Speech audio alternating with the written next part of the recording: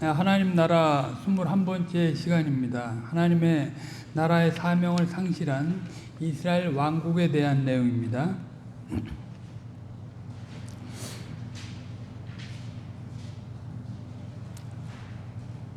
이스라엘은 그 세월의 흐름 속에서 여러 요인이 있지만 그 몇 가지 이유들 때문에 하나님 나라로서의 정체성과 목적성을 잃어가면서 다윗 왕조 때 꽃피웠던 모습을 상실해 갔습니다. 이스라엘은 다윗이 전 이스라엘 왕으로 오른 뒤부터 솔로몬이 말년에 타락하기 전까지 약 60여 년 동안 하나님의 적극적인 인도와 보호를 받아서 하나님 나라의 모습이 과연 어떤 것인지 그 역사의 시간 속에서 가시적으로 잘 보여줬습니다. 하나님 나라의 왕과 선지자, 제사장이 각각 제 위치에서 자기 할 일을 잘 감당하고 있었고, 백성들은 그 질서를 존중하면서 언약의 율법을 가까이하여 하나님의 그 가시적인 번영을 아주 충만하게 맛보고 있었습니다. 내부적으로 뿐만이 아니라 외부적으로도 그러한 것들을 비교적 아주 충분하게 경험하고 있었습니다. 이는 열방의 주제이신 하나님께서 신실하게 당신의 언약에 충실하셔서 이스라엘로 하여금 열방과 세계 중에서 아주 높이셨기 때문에 있었던 일인 것입니다. 그러나 이스라엘은 지도자들을 중심으로 하나님께서 그렇게 자기들을 근본적으로 높이신 것에 대해서 조금씩 이탈하기 시작했습니다. 하나님께서 주신 선물 그 자체의 마음을 많이 빼앗겨서 이제 본말이 전도된 그런 신앙생활을 하기 시작한 것입니다. 가장 주력해야 될 일들을 뒤로 미루고 그 다음에 부차적으로 해야 할 일들을 앞에 세운 것입니다. 그러니까 저들에게 이제 자연스럽게 종교 형식주의가 나타났고, 백성들은 그 일에 대해 아주 짜증을 내고 원망하는 일들 가운데 아주 분열이 일어나게 되었습니다. 그리하여 이스라엘은 하나님 나라의 모습을 잃어갔고, 그 일로 인해서 하나님의 신명기적인 심판을 피할 수 없게 됐습니다. 저들은 본연의 사명은커녕, 그리고 시대적인 사명에 대한 감당은커녕 그릇된 일에 대한 보응을 받기 바빴습니다. 나라가 분열되고 외부적인 대적 세력이 등장했습니다. 이 신명기에 미리 분명히 경고했지 않습니까? 저들을 언약의 땅으로 들여서 언약의 율법을 쫓아서 살게 될 때에 이제 저들이 그 율법에 순종함으로 축복을 받게 될 것인데, 그렇지 않은 경우 이제 그 율법을 순종하지 않고 그 언약의 땅에서 하나님 나라의 성격을 드러내지 않게 될 경우 내부적으로뿐만이 아니라 외부적으로 어떤 일이 일어나게 되는가, 그런 것들을 분명히 경고했습니다. 그와 같은 일들이 이제 역사 속에서 사실 반복되기는 했지만, 하나님의 신실하심으로 다윗과 솔로몬 때 그 영광의 꽃을, 그 나라의 영광의 꽃을 환하게 피웠는데 그것을 오래 지속하지 못했습니다. 하나님이 부요케 하신 그 사실 속에서 이제 눌러 앉아서 그것을 즐기기에 바빴고 하나님의 나라 백성으로서 마땅히 해야 할 일을 하지 않음으로 말미암아 이제 신명기적인 심판이 안팎으로 일어나게 된 것입니다. 오늘은 이제 솔로몬이 그 말년에 그 넘어지는 본문을 보겠는데요. 그 전에 어떻게 하나님께서 저들을 그렇게 영광스럽게 하셨는가 하는 면들을 보고, 그가 어떤 과정을 겪어서 이렇게 몰락의 길로 들어가게 됐는가 하는 내용을 간단하게 보고 마치겠습니다. 오늘도 이 내용을 전체 다 할 수는 없을 것 같고요. 솔로몬이 누렸던 그 은혜, 그리고 거기에 온전히 그 안에서 자라가지 못해서 타락하게 된 그런 시점까지 그런 내용들을 보도록 하겠습니다. 성경 본문은 열왕기상 11장 1절부터 13절까지입니다.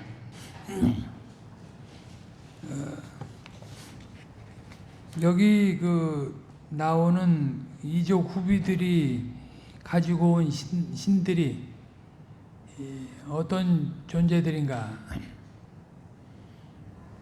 철저히 바알 신과 같은 존재들인데요. 결국은 인간 자신의 행복과 번영을 위해서 이제 세워놓은 그런 신들입니다.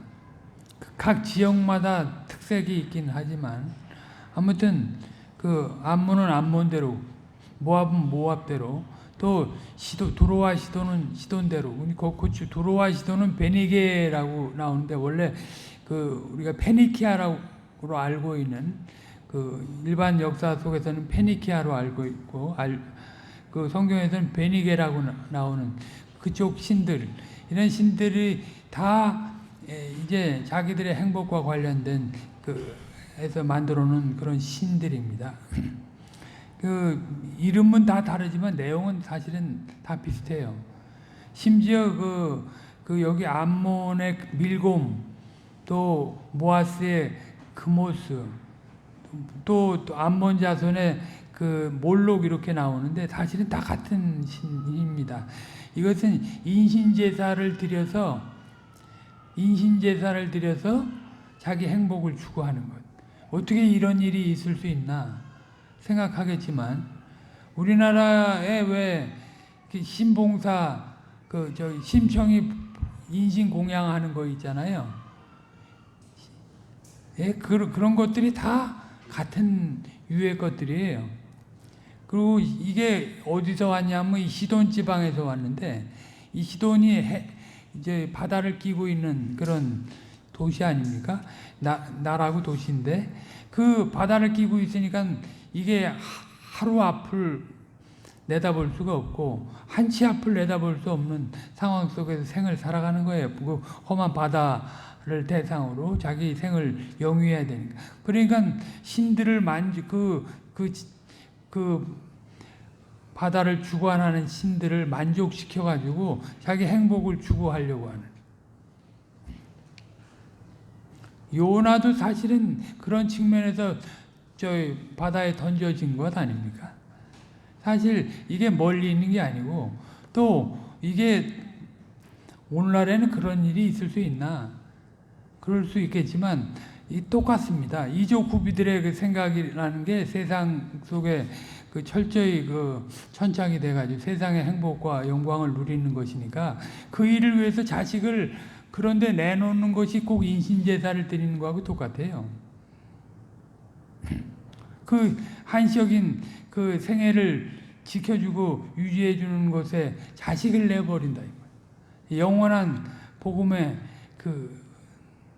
내용 안에 자식을 들여서 영원한 그런 생명을 구효하고 살아가게 하는 것이 아니라 세상 가운데 팽개치고 살아가게 하는. 솔로몬이 굉장히 여기 보면 나쁜 놈 같지만 사실 눈에 보이는 700, 300이지요. 1000 정도밖에 안 되잖아요. 우리는 눈에 보이는 것마다 다 탐해요, 사실은. 그런 걸 생각하면 솔로몬이 악하다 말할 수 없어요.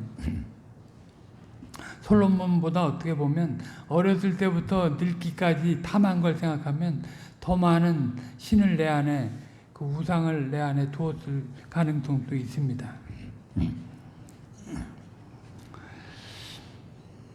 아무튼 그것에 대해서 미리 다 주님이 경고하셨는데 솔로몬이 그만 하나님이 누리게 하신 부요한 영광 속에서 함몰돼 가지고 하나님 나라 백성으로서 해야 할 일을 하지 못하고 적당히 살아가다가 엄청난 해를 끼치게 된 것입니다. 하나님 나라에. 다윗 왕조를 이어받은 솔로몬은 아주 다윗과 대조되는 인물이었습니다. 다윗이 양치는 목자에서 부름을 받아 사울 왕궁에서 일하다가 사울의 시기 때문에 격심한 아주 고난이 따르는 도피와 망명 생활을 했고, 또 약속의 땅에서 왕으로 세움을 입은 뒤에는 많은 전쟁을 치르면서 하나님 나라를 세우는데 쓰였던 그런 인물이었는데, 그에 반해서 솔로몬은 왕궁의 안락과 풍요에서만 성장했고, 아버지 다윗이 확보해 놓은 것들을 누리고 지키는 그 이상은 되지 않았습니다. 나중에는 지키지도 못했죠. 한동안만 지켰을 뿐입니다. 솔로몬은 초기에 물려받은 나라를 지혜롭게 통치하며 아주 경건하게 생활을 했지만, 인간적인 문제로 하나님과의 근본적인 관계에서 점차 멀어짐으로써 말년에 아주 사악한 길에 빠져 하나님의 엄중한 징계를 받게 되었습니다. 하나님이 그 모든 나라를 제어하셔서 이제 그 나라가 포도나무와 무화과나무 아래 안연하게 거하게 된 줄 모르고, 이제 나중에는 그 주변 그 강대국들과 혼인 정책을 펴가지고 어떻게든지 그 나라를 유지하고 그걸 어떻게 자기 지위를 지켜보려고 하다가 결국 거기에 코가 껴가지고 그렇게 되고 만 것 아닙니까? 작은 일들이, 모든 큰 일의 시작은 작은 데서부터 나타나는 거예요. 작은 탐욕부터 나타나는 거죠. 하나님께서 다윗을 생각해서 이제 참으시지 않았다면 솔로몬은 당대에 아주 다 망했을 거예요. 근데 다윗을 생각해서 솔로몬 당대에는 참으셨습니다. 그리고 사실 다윗의 그 위치와 역할이라고 하는 게 그리스도의 나라의 그 부요한 그 영광과 그 가치를 드러내는 나라 아닙니까? 그래서도 주님은 참으신 거예요, 사실은. 그 모형적인 역사 속에서 한시적으로라도 그것을 누렸어야 했기 때문에 솔로몬이 아무튼 그 전반기에 그 하나님의 말씀을 따라서 외형적인 축복이라도 누리고 있을 때까지는 참으신 거예요. 아무튼 다윗은 그의 생애 말년에 그의 신정 통치를 마무리하면서 마치 모세가 여호수아를 권고하듯이 솔로몬에게 권고를 합니다. 자신이 일생 하나님의 인도와 보호 아래 지냈던 것들을 회억하면서, 그리고 한편으로 자신이 실패해서 쓰라린 고통을 맛보았던 것들을 되돌아보면서 솔로몬으로 하여금 할 수만 있으면 자신의 하나님과 그 하나님의 은혜로운 역사에 동참해서 충성할 것을 알게 했습니다. 그것이 역대상 그 28장 9절과 20절에 나옵니다. 그 부분을 제가 잠깐 읽겠습니다. 내 아들 솔로몬아, 너는 내 아비의 하나님을 알고 온전한 마음과 기쁜 뜻으로 섬길지어다. 여호와께서는 문마음을 감찰하사 모든 사상을 아시나니 내가 저를 찾으면 만날 것이요 버리면 저가 너를 영원히 버리리라. 한 번 선택은 영원한 선택이라는 표현을 하지 않았어요. 주님, 다윗은 솔로몬에게 내가 줬던 그 하나님을 잘 섬기고, 예? 그 하나님의 말씀을 버리면 너를 버릴. 사울의 일을 분명히 알고 있는 다윗 아닙니까? 그래서 아주 심각하게 경계를 한 거죠. 그리고 역대상 28장 20절에 보면 또 그 아들 솔로몬에게 이르되 너는 강하고 담대하게 이 일을 행하고 두려워 말며 놀라지 말라. 내가 하나님의 전 역사의 모든 일을 마칠 동안에 여호와 하나님 나의 하나님이 너와 함께 하사 너를 떠나지 아니하시고 너를 버리지 아니하시리라. 하나님의 전 역사를 할 동안, 그러니까 충실히 주님의 말씀에 순복해서 살아갈 동안 주님이 저를 떠나지 않을 것이다. 그 경계를 했어요. 자신이 그 70생애를 살아가면서 말이죠. 하나님의 인도와 보호를 다 기억하고 있고 자신의 실패 때문에 겪었던 어려운 일들을 다 생각하면서 솔로몬을 이제 권계한 거예요. 권고한 거예요. 솔로몬은 다윗의 이와 같은 신앙적 권고의 의미를 잘 깨닫고 다윗의 하나님을 신뢰하면서 당대 이스라엘 나라가 비록 모형적인 나라이긴 하지만 하나님 나라로서의 모습을 잘 증시하고 나아가도록 해야 했습니다. 아브라함의 언약과 모세의 언약이 1차적으로 성취되는 그 역사의 시간 속에서 솔로몬은 신정국의 참된 모습을 더욱 발전시켜 나가야 했던 것입니다. 종말에 이루어질 하나님 나라의 어떠함을 예표하고 상징하고 있는 시대에 속한 자로서 솔로몬이 그 책임과 의무를, 그 사명을 다해야 했던 것입니다. 그런데 다윗이 살아있을 동안에는 그 아직 큰 문제가 나타나지 않았습니다. 그런데 다윗이 죽고 나자 위기가 돌출되게 됩니다. 아직 나름대로의 뜻을 가지고 있던 그 다윗의 정적들과 그리고 솔로몬을 전폭적으로 지지하지 않는 세력들이 남아있었기 때문이었습니다. 그래서 솔로몬은 그런 자들을 이제 차서 있게 물리치기 시작했습니다. 다윗이 미리 지적해 주었던 문제들이었지만 집안의 문제, 아도니아가 이제 벌써 다 보면 알잖아요. 이놈이 어떤 생각을 가지고 하나님 나라에서 살아가는가. 이게 왕권을 꿈꾸고 살아가는지 저게 진짜 아버지 말에 순종하고 살아가는지 다 알고 있는 거죠. 그래서 미리 다윗이 경고했어요. 그리고 이제 종교적인 문제, 그 이제 제사장직이 아비아달 계열에서 사독 계열로 옮겨가야 되거든요. 아비아달의 그런 것도 이제 다 이전 계시를 통해서 알고 있었어요, 다윗이. 그래서 그것도 이제 솔로몬에게 얘기를 미리 해줬던 거예요. 그리고 그 군대를 장악하는 문제. 요압이 말이죠, 압살롬 때부터 얼마나 그 하나님 나라 안에서 정치적으로 자기 기득권을 유지하고 나가려고 했는지 봤잖아요.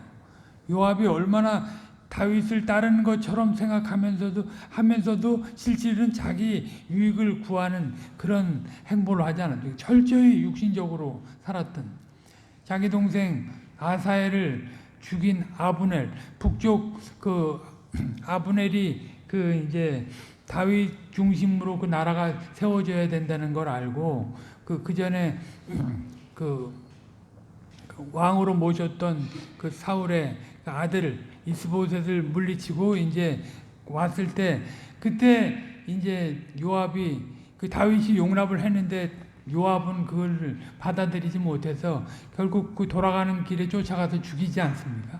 철저히 자기 동생을 죽인 것 때문에.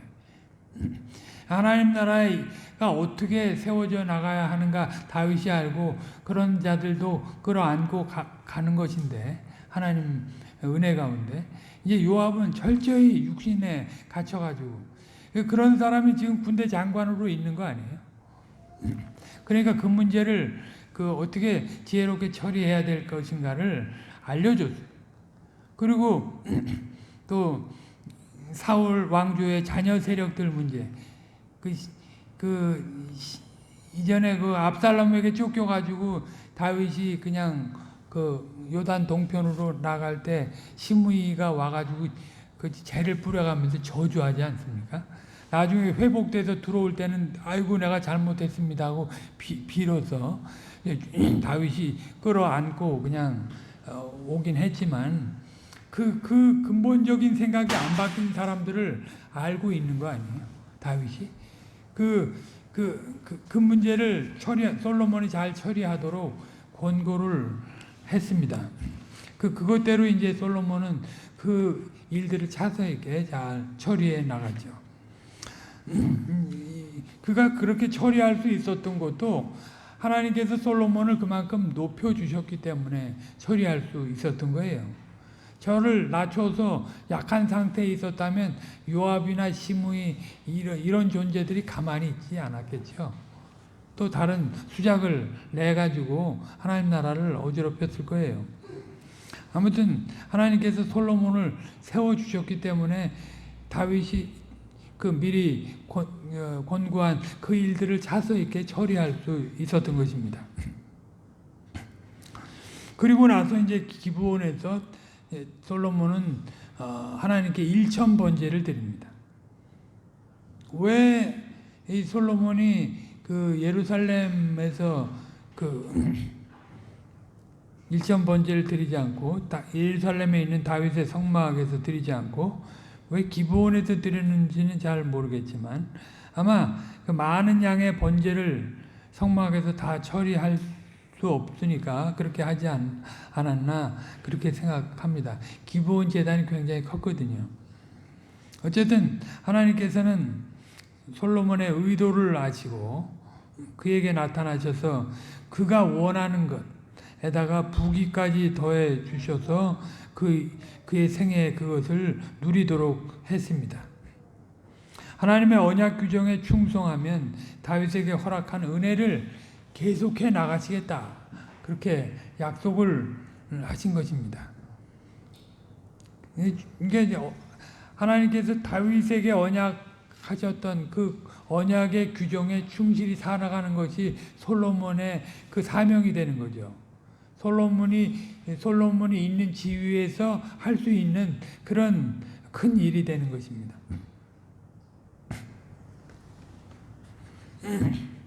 이후에는 하나님이 솔로몬에게 하신 약속이 계속 성취되는 것으로 나타나고 있습니다. 하나님의 함께 하심으로 그 솔로몬의 왕위가 아주 견고해진 것입니다. 솔로몬은 이 일을 통해서 미래의 일들에 대해 아주 성공적인 예감을 갖게 하는 계기가 되었을 것입니다. 솔로몬은 이제 다윗이 하려다가 하지 못하고 재료와 설계도를 준비만 한 그것을 물려받아서 다윗성에 인접한 그 모리아산에다가 그 모리아산은 이전에 그 아브라함이 이삭을 드렸던 곳이기도 하고요. 그 타장 아리우나의 그 타장마당도 되는 그곳입니다. 그곳에다가 이제 성전 건축을 하게 됩니다. 그러니까 이게 다 하나님의 섭리가 참 오묘하다 하는 것 알 수 있지 않습니까? 벌써 아브라함은 주전 20세기 정도의 사람 아닙니까? 20세기의 일인데 그때 그 아브라함이 이삭을 번제로 드리려고 이 모리아산에서 드렸는데 벌써 지금 이 솔로몬이 이 일을 할 때는 주전 10세기 정도 됐을 때니까요.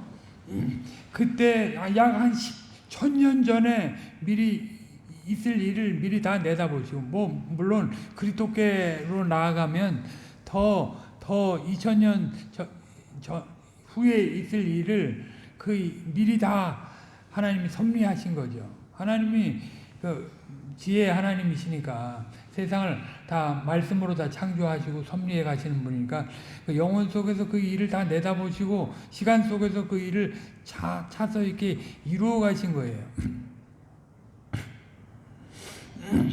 그러니까 이 모리아산에다가 성전 건축하는 일이 우연한 일이 아닌 것입니다. 그리고 두로의 히람과 계약을 체결해서 백향목과 레바논의 백향목과 나무를 다루는 자들, 돌 자르는 기구 등을 공급받아서 그것을 완공하게 됩니다. 그의 통치 4년에 그것을 기공해서 7년 동안 그것을 완성하게 됩니다. 성전은 이전의 성막과는 아주 비슷한 도형이지만은 그 크기가 2배 정도는 되고요. 약간 형태도 약간 달라집니다. 나중에 이제 솔로몬 성전이 파괴되는 시점에서 이제 에스겔에게 그 성전의 미래 그 이루어질 성전에 대해서 보여주는데 에스겔서 40장 이하 48장에서 보여주는데 그때도 또 조금 약간 변형이 있어요. 물론 그 뭐 이전에 나타내 보이지 않았던 것들을 더 추가해서 나타내 보이는 그 계시의 그 역사들이 되는 것이고 이제 그런 섭리의 역사도 되는 것입니다. 솔로몬은 성전 봉헌식을 하면서 먼저 언약궤를 가져다가 지성소에 두게 됩니다. 하나님께서 이전에 성막에 구름으로 나타나셨듯이 여기서도 그렇게 나타나셔서 이제 축복하십니다. 솔로몬은 이 일을 경험하면서 하나님께 그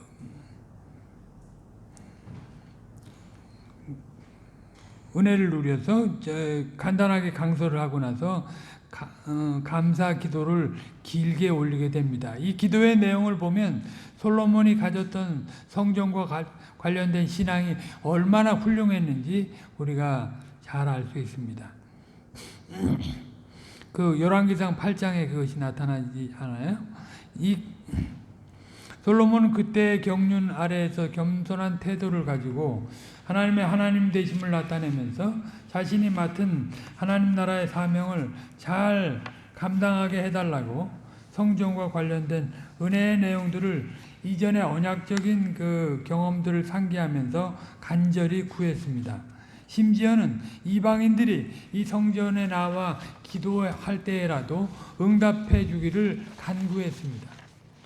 이 그리스도 안에서 이방인들 천하 만민들이 다 주님의 씨로 인해서 복을 얻고 주님께 나와 이제 주님의 백성들을 붙잡고 이제 그 구원의 사실을 묻고 누려갈 것인데 그런 것까지도 사실은 다 그 함의한 그런 기도를 올린 것입니다.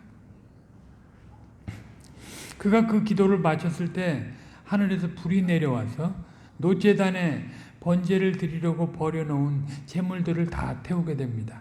이 일 후에 솔로몬은 계속해서 7일 동안이나 번제를 드렸습니다. 무려 22,000마리의 소와 12만 마리의 양을 제물로 드렸습니다. 이때에도 하나님께서는 솔로몬에게 두 번째 나타나셔가지고 솔로몬이 그 부왕 아버지 다윗과 같이 행한다면 계속해서 축복을 내리실 것을 약속하셨습니다. 솔로몬이 그의 왕국을 견고히 하기 위해서 그 외에 한 일은 또 무엇인가? 솔로몬은 그 부왕 다윗이 확보해 놓은 지역을 방어하기 위해서 그 국경 주변의 도시들을 강화하는 그런 정책을 폈습니다. 이스라엘 전역에 걸쳐 예루살렘 성벽과 그 하솔, 무기또, 게셀 그리고 아레 베토른과 바알랏들에 있는 그런 다드몰과 같은 지역을 아주 요새화하게 됩니다. 그리고 예루살렘을 더 강화하기 위해서 성과 밀로를 건축했습니다. 이 밀로라는 말이 잘 모르시죠? 밀로는 이 성벽을 이렇게 쌓고 그 안에 건물이 있잖아요. 그 사이를 그 돌로 이렇게 채우는 걸 밀로라고 합니다. 성벽과 그 다음에 그 건축물들 사이에 흙이 있잖아요. 거기에 그 돌로 채우는 그런 일을 밀로라고. 굉장히 그러니까 견고한 요새처럼 만든 거죠. 계단식 대지라고 말할 수 있습니다. 그걸 건축했습니다. 그리고 군사력을 높이기 위해서 각종 신무기들을 갖추었고, 무려 그 병거를 1,400승이나 갖추었고, 마병을 12,000명이나 두었습니다. 그 무기도에 제가 가보니까 그 무기도에 그 마국관들이 솔로몬 시대에 지었던 마국관들이 흔적이 남아있어요. 굉장히 큰. 그 왜 무기도에 그 마국관이 있냐면 무기도가 아주 전략적 요충지입니다. 그 이스라엘 그 평야 그 가운데 뚝 솟아있는 그런 언덕이에요. 그렇게 높지도 않은데 그 굉장히 군사 여기 이제 여주의 그 파사성 같이 그렇게 높지도 않지만 그런 거기 군사적으로 굉장히 그 전망을 다 내다볼 수 있는 곳이어서 거기 성을 만들었지 않습니까? 그 무기토도 마치 그런 곳이에요. 그러니까 그 왜 종말의 날에 그 무기토에서 전쟁이 일어날 것을 그 상징적으로 얘기를 했는데 그 무기토가 그렇게 그 저 위에서 남진하려고 하는 그런 세력들과 아래에서 북진하려고 하는 세력들이 반드시 확보해야 될 그런 그 지역입니다. 거기 그러니까 그런 데다가 이제 그 병거들을 두고 말들을 그 마국관을 지어서 거기 그렇게 확보를 해놓은 거죠. 그리고 솔로몬은 그뿐만이 아니라 그 궁성도 아주 화려하게 건축했습니다.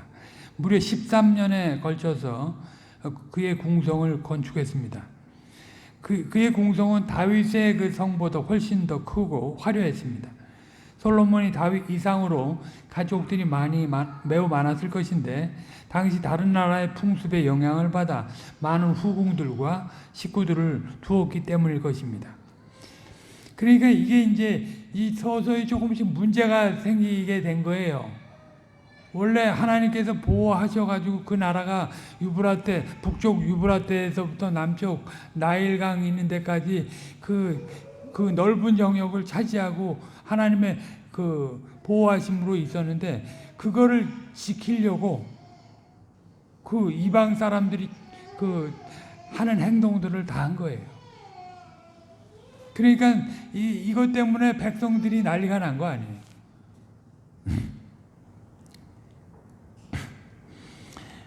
그리고 뭐 아까 본문에서도 읽었지만 부인이 700에다 후비가 300이나 됐습니다. 아마 기록에는 다 나타나지 않지만 자식들도 엄청나게 많았을 것으로 생각됩니다. 이 일은 하나님께서 하나님의 백성들에게 큰 짐을 지우는 일이 되었을 것입니다. 솔로몬은 또한 외국과의 관계에도 아주 광범위하게 유지하게 됩니다. 무역 관계와 왕국의 보존을 위해 외국과 동맹을 맺습니다. 외국과 동맹을 맺지 말라고 분명히 주님이 얘기하셨는데 이제 그 정권 그 나라의 그 영광 하나님이 세워놓은 그 영광스러운 것들을 유지하려고 이제는 슬슬 외국과 접촉을 해서 그 보존을 해보려고 하는 거예요. 애국 물론 두로와도 동맹을 맺었습니다. 그리고 저들이 추구한 그 동맹 정책이 뭡니까? 결국은 혼인 정책 아니에요. 우리나라도 뭐 이제 그런 일들이 공주를 뭐 저쪽 몽골로 보내기도 하고 뭐 그런 일들이 있지 않습니까? 혼인 정책들은 뭐 동서양을 막론하고 다 있는 건데 그래서 솔로몬은 많은 외국 여자들과 결혼을 했습니다. 애굽, 모압, 암몬, 에돔, 시돈, 햇사람 등의 부인을 얻은 것입니다. 오늘 본문 1절에 나오듯이요.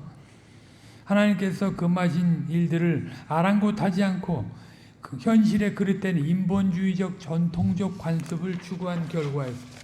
그러니까 하나님의 나라 백성으로서 아주 하나님의 나라 왕권을 취한 존재로서 아주 그 나라를 그 법도 아래 그 질서 아래 아주 독특하게 구현하고 유지하고 살았어야 하는데 하나님이 번성케 한 걸 가지고 그걸 유지하기 위해서 이제는 이방 나라들과 손을 잡고 이방 나라들이 그 나라들을 유지하기 위해서 쓰는 모든 방법들을 다 끌어들인 거예요.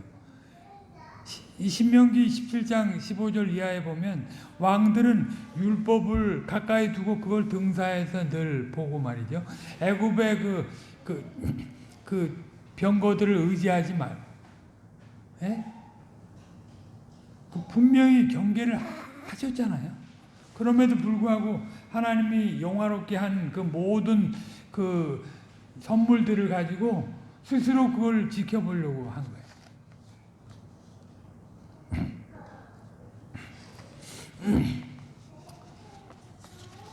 솔로몬이 얼마나 하나님의 은혜를 많이 누렸냐면 그 수많은 잠언도 지었고요, 시편도 지었고 노래를 지었습니다. 아가서도 지고 뭐. 시편 오늘 아까 읽었던 시편 72편도 솔로몬의 시편으로 알려져 있어요. 시편 127편도 솔로몬의 시편인데 이 72편도 솔로몬의 시편으로 알려져요. 그리고 전도서 다 잠언 전도서 대부분이 솔로몬이 진 거 아니에요? 그리고 아가서도 솔로몬이 지었다.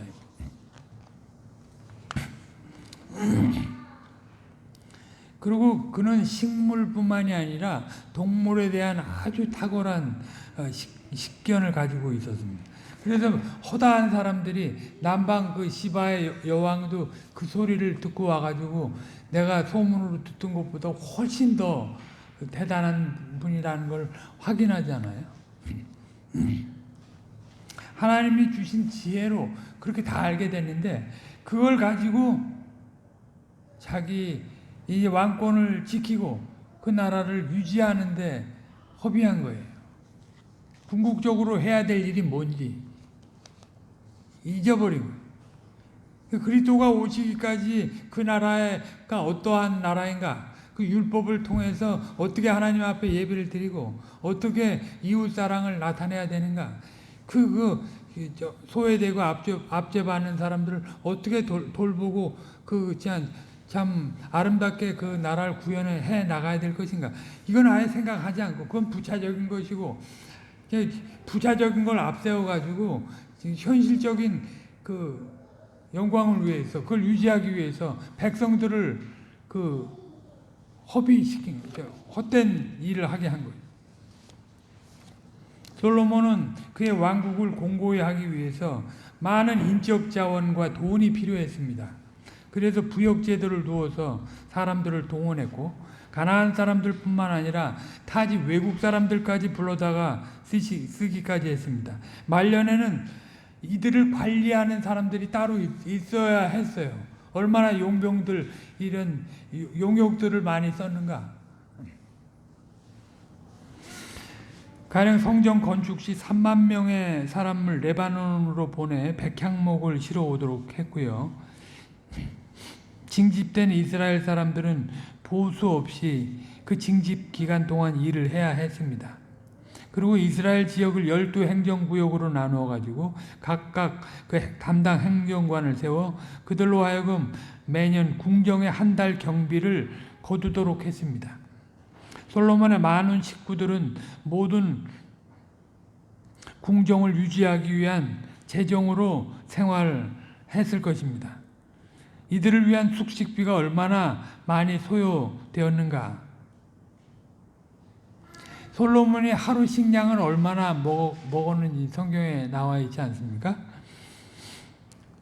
가는 밀가루 30석, 굵은 밀가루 60석, 살찐 소 10마리, 초장의 소 20마리, 양 100마리, 그 외에 다른 모든 동물들이 하루에 이게 필요했어요. 그 외 건축과 군사력 유지를 위한 경비도 만만치 않았을 것입니다. 어쨌든 이것은 백성들에게 엄청난 부담을 주는 것이었습니다. 실제로 솔로몬은 전과 궁의 건축에 대해 도움을 받은 두로의 히람 왕에 줄 돈을 다 마련하지 못해서 약속한 20개 성읍을 주기도 했지 않습니까?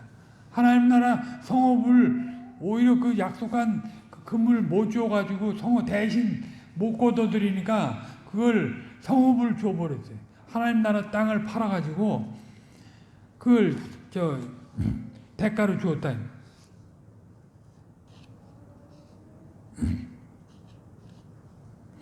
그 당시 금과 은이 얼마나 흔했는가. 열왕기상 9장 10절로 14절에 나오는데요. 그 부분도 제가 잠깐 읽겠습니다. 솔로몬이 두 집 곧 여호와의 전과 왕궁을 20년 만에 건축하기를 마치고 갈릴리 땅에 성읍 20을 히람에게 주었으니 이는 두로 왕 히람이 솔로몬에게 그 온갖 소원대로 백향목과 잣나무와 금을 지공하였습니다. 히람이 두로에서 와서 솔로몬이 자기에게 준 성읍들을 보고 눈에 들지 아니하여 이르기를 나의 형이여 내게 준 이 성읍들이 이러하니요 하고 이름하여 가불 땅이라 하였더니 그 이름이 오늘까지 있으니라. 히람이 금 120달란트를 왕에게 보내었더라. 솔로몬은 무역으로서 그 왕국을 유지하기 위한 일부의 경비를 조달했습니다. 다윗이 정복해 놓은 남방인 에시온 게벨, 이것이 엘랏이라고 지금 알려져 있는 곳인데요. 거기 지금은 요르단과 그 애굽과 이스라엘과 삼국이 거기 삼국의 국경이 걸쳐 있는 곳이에요. 거기서 그 옛날에 이후에 여호사밧이 왜 그 여기서 배를 건축하느라고 그 같이 불신자들과 같이 손을 잡은 일이 있지 않습니까? 그때도 책망을 받았는데 그 에시온 게벨 거기에서 베니게 사람들의 도움을 받아 배를 건축하여 멀리까지 무역을 했습니다. 홍해가 왜 저기 애굽 쪽하고 붙은 쪽도 홍해고 이쪽 요르단 쪽하고 붙은 쪽도 홍해예요. 이렇게 시나이 반도 여기 지금 안 나와 있는데 시나이 반도가 이렇게 세모처럼 이렇게 밑으로 되어 있으면 거기 양쪽이 다 홍해다. 그 오른쪽 홍해 거기 물이 굉장히 맑고 깊습니다. 깊이가 깊은 곳은 무려 1,500m 정도 된다고 합니다. 근데 굉장히 거기 물이 아주 포렇다 못해 시커멀 정도예요. 지금은 뭐 거기 많은 사람들이 뭐 거기 겨울 휴양지로 거기 가서 그 휴양을 하기도 하는 그런 곳이기도 한데요. 굉장히 아주 그 천혜가 아주 좋은 그런 조건을 가지고 있는 그런 지역입니다. 거기서 이제 그 베니게 사람, 베니게가 페니키아라고 그랬잖아요. 두로 시돈 이쪽 지역의 사람들을 페니키아라고 그러는데 그쪽 사람들을 그 해양 문명을 가지고 있는 사람들이니까 배도 잘 만들잖아요. 그래서 거기서 유일하게 그쪽 바다로 진출할 수 있는 곳이 홍해 엘라시였기 때문에 에시온 게벨이었기 때문에 거기서 이제 배를 건축하는 일을 했던 거죠. 그리고 자국에서 생산한 구리를 가지고 금과 은, 백향목, 보석, 상아, 동물 등을 가지고 왔습니다. 지금도 그 시나이 반도 쪽에 보면 그 구리 광산이 있다고 합니다. 이렇게 파가지고 당시 무슨 현대식 무슨 뭐가 있는 게 아니고 그러니까 그 석회암이기 때문에 그게 이렇게 파가지고 들어가서 채굴할 수 있게 돼 있어요. 제가 이제 터키 갔을 때 그 지하 도시에 가봤더니 그렇게 아주 벌집 모양으로 한 6만 명이 거할 수 있는 그런 지하 도시를 건설했는데 그게 이렇게 다 파가지고 들어간 거예요. 근데도 허물어지지 않아. 그게 석회암이기 때문에. 그러니까 그런 구리광산이 그 시나이 반도에 있었던 거예요.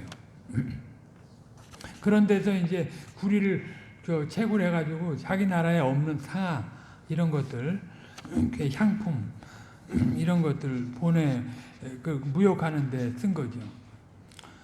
솔로몬은 하나님의 그 언약적인 축복으로 지혜와 부와 영광을 다 입었지만 그 나라의 외형적인 유지를 위해서 너무나 많은 것들을 허비했습니다.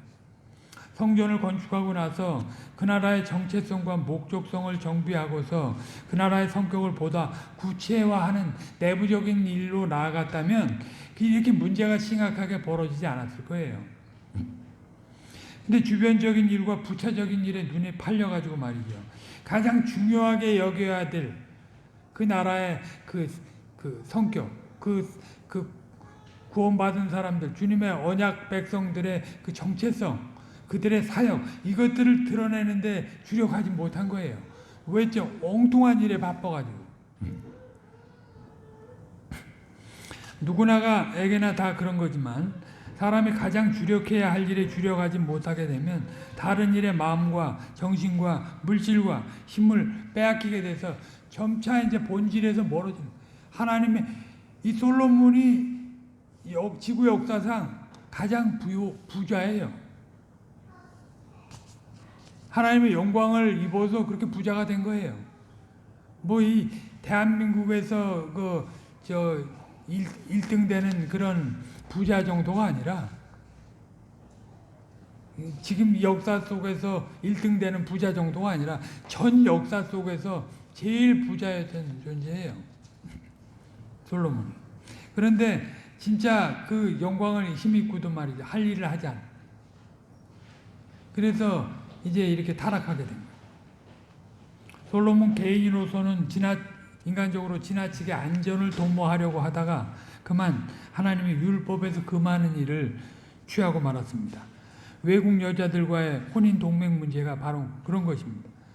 솔로몬은 외국 여인들만 받아들인 것 아니라 그들의 종교까지 수용을 했습니다. 그렇지 않아요? 세상의 사람들과 관계에서 지내려면 그들이 그 추구하는 신관을 다 그냥 묵인해야지 되잖아요. 여긴 여자로 처첩으로 나오지만 실제 오늘날로 치면 이방 사람들과 그냥 관계를 맺는 거예요. 저들이 그렇게 하나님을 대적하는 말을 해도 내 유익을 주는 존재니까 그냥 묵인하고 관계를 맺는 거예요. 구약식으로 치면 그런 사람들과 관계를 끊어야 되는데 그런 사람들을 자기를 먹여 살리고 있다고 생각하니까 절대 못 끊는 거예요. 그러니까 점차 아주 처음이 어렵죠. 한 발 들여놓으면 그 다음에는 이제 쉬운 거예요. 그들과 아무렇지도 않게 관계를 맺는 거예요. 주님께서 미리 나타나셔서 그에게 경고하셨지만 솔로몬은 그만 그걸 까맣게 잊어버리고 말았습니다. 그래야 점차 분별력을 잃어버려 급기야 우상 숭배까지.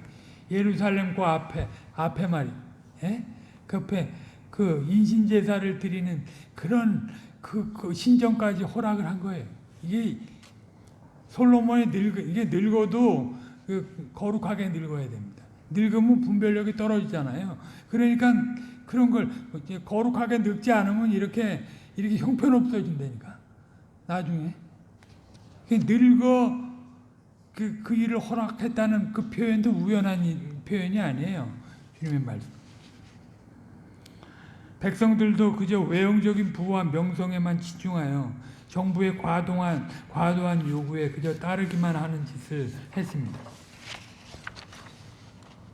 본문 3절 이하 8절에 그 내용이 나오는데 다시 읽지 않겠습니다. 여러분 참조하시기 바랍니다. 사실 이런 일은 옛날에만 있고 지금은 없는 게 아닙니다.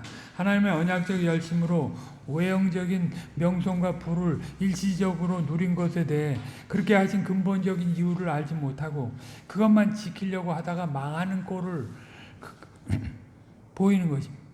하나님이 높였으면 높인 걸 가지고 수단으로 써서 그 하나님의 나라를 위해서 교회를 지지하고 주의 연약한 백성들을 지지해야지. 그걸 안 하고 그냥 그거 유지하려고 하나님이 부요케 하신 걸 모르고 그게 망하는 거예요. 그렇게 되면 망하는 거예요. 이게 망하는 게 그 사람한테 유익한 거죠. 왜냐하면 망하지 않으면 모르니까. 하나님의 백성들도 그냥 들떠서 그냥 그런 것을 수용하고 즐기다가 나중에는 그것을 감당하기 어렵게 됐을 때는 배교의 상태로 전락하는 거죠. 우리나라도 지금 100년밖에 안 됐어요. 100몇 년이에요. 1884년으로 치면 한 지금 150년 정도 됐나?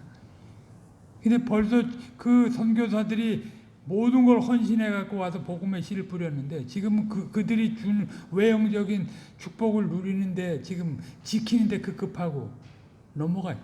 완전히 배교의 상황이에요. 지금. 기독교가 세상에 욕을 먹고 당시에는 기독교가 세상에 영향을 끼쳤는데 빛으로서 언덕 위에 도시를 건설해가지고 지금은 세상 사람들이 우리를 염려해 줄 상태가 됐다 이 말이에요. 이게 비참한 거죠. 불과 몇 년 사이. 시작부터 진행 그리고 마무리까지 하나님 나라 사명자로서 근본적이고 본질적인 것을 놓치지 말고 전진해야 되는데 이전의 영광을 추억하면서 현재 일을 하지 않으면 그저 이전의 영광을 추억하면서 현재 일을 하지 않으면 몰락의 길로 들어가는 것입니다. 과거의 중요한 경험이라는 것은 그 토 위에서 바른 행보를 행해 나갈 때 의미가 있는 거잖아요. 다윗과 솔로몬 전반부 때 그 부여하게 된 것을 더 그것이 의미 있게 되려면 그 토대 위에서 그 근본적으로 쌓아나가야 될 것을 쌓아나가야지 의미가 있는 거지. 과거를 추억하고 이스라엘이 지금도 그 다윗 시대를 추억하고 그 나라의 회복을 꿈꾸고 있는 거 아니에요? 엉뚱한 일을 하고 있는. 근데 이스라엘 탓할 게 아니에요. 우리가 꼭 그래요.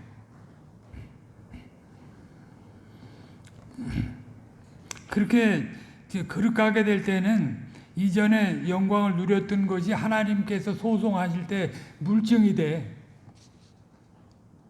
부인할 수 없는 물증이 된다. 내가 너희들에게 이렇게 했는데 네가 그럼에도 불구하고 여로보암 때 그렇게 축복해 준 것처럼 그렇게 했음에도 불구하고 넌 나를 위해서 어떻게 했냐? 내가 너를 선택한 그 이유를 그 뜻대로 행했는가? 당대 하나님의 의를 드러내는 일을 바르게 추구하기 위해서 이전에 하나님의 그 부욕케 하신 일들이 우리에게 의미가 있어야 되는 거예요. 예수님이 다윗과 솔로몬 때 그 누렸던 그 실제적인 것들을 누리게 하기 위해서 십자가에 죽기까지 순종하신 것 아니에요. 그리고 주님의 사도들도 그 일을 해서 오고 오는 사람들이 그 안에서 평안과 자유와 영광을 누리게 하신 거죠. 근데 그걸 못 보고 하나님의 현실적인 축복, 외형적인 축복 이런 거에 매여 있으면 망해야 됩니다. 망해야지 정신을 차려요. 그래야 주님의 공유를 받습니다. 망하게 하시는 게 주님의 사랑의 매예요. 그게 진노의 채찍이 아니고 어떻게 보면 사랑의 매. 내가 택한 백성이라면 불신자라면 진노의 채찍이 되겠지만 하나님의 백성에게는 그게 영광. 왜냐하면 그게 내가 오른손이 범죄하면 잘라버리라고 그랬잖아요. 내가 불구로 천국에 들어가는 게 훨씬 낫다고 그랬지. 두 손을 가지고 지옥에 들어가는 거. 오른쪽 눈이 범죄하면 빼버리라고. 불구로 천국에 들어가는 게 낫지.